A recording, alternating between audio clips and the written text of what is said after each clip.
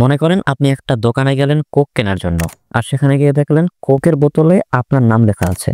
তখন আপনি কি করবেন? স্বাভাবিকভাবেই কোকের বোতলে নিজের নাম দেখে খুশি হয়ে সেই কোকের সাথে সেলফি তুলে ফেসবুকে আপলোড করবেন এবং বন্ধু বান্ধবদের সাথে শেয়ার করবেন। কারণ মানুষ তার নিজের নাম কোথাও দেখলে অনেক বেশি খুশি হয়। আর এই জিনিসটাকেই কাজে লাগিয়েছিল কোকাকোলা। সেই সময়ে ইয়াং জেনারেশন ধীরে ধীরে কোকাকোলা থেকে আগ্রহ হারাচ্ছিল।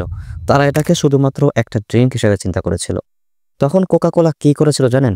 তারা মানুষের সব থেকে প্রিয় জিনিসটাকে কাজে লাগায়, আর সেটা হলো মানুষের নাম। কোকাকোলা এক অসাধারণ ক্যাম্পেইন চালায় শেয়ারে কোক নামে। তারা কোকের বোতলে ভিন্ন ভিন্ন মানুষের নাম লিখে দিত। যারা কোক কিনতে দোকানে যেত, তখন তারা বেছে বেছে নিজের নামের কোক নিত। আর সে শুধু নিজের নামের কোকটাই নিত বিষয়টা এমন না, তার খুব কাছের বন্ধু বান্ধব বা ক্লোজ কারো নামের কোক পেলে সেটাকেও সে কিনে নিত তাদেরকে সারপ্রাইজ দেওয়ার জন্য।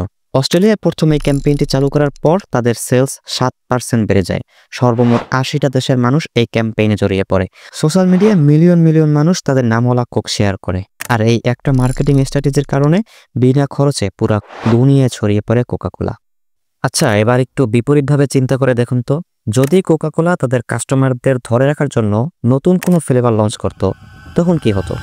হয়তো কিছু নতুন ফ্লেভার বিক্রি হতো, কিন্তু এই নামের মাধ্যমে যে মার্কেটিংটা হয়েছে সেরকম কিছুই হতো না। একটা সিম্পল আইডিয়া কিভাবে একটা ব্র্যান্ডকে রাজা বানিয়ে দিতে পারে সেটার জ্বলন্ত প্রমাণ এই কোকাকোলা।